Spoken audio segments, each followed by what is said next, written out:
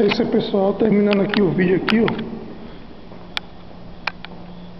Mostrar aqui mais alguns laboratórios de sistema embarcados, laboratório de pós-graduação, laboratório de pesquisa da computação.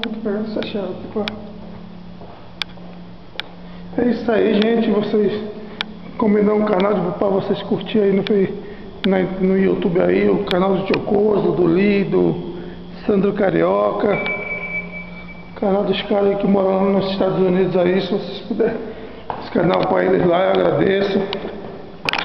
Entendendo? Essa aqui é a minha baratinha. Tem 150zinha velhinha, mas tá. Caiu aqui, ó, amassou. 40 mil quilômetros rodados. Vocês veem. Tá que tá amassado aqui, ó. Queria ter coragem de botar minha conta no Facebook para ver se conseguia uma ajuda para trocar pelo menos, comprar um carro, porque não dá para levar os guri não. Precisar de computação de alto desempenho, que os políticos aí fizeram, conseguiram não sei quantos milhões, né? Técnico de engenharia, laboratório de sistema de comunicação, laboratório de engenharia de software, sistema.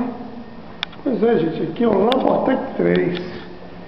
Valeu, galera, é isso aí, tamo nessa, tamo juntos. Vocês Tiocoso, deixa de curtir o vídeo do Tiocoso, não do Líder, galera, dá uma compartilhada aí, viu, gente? Eu agradeço.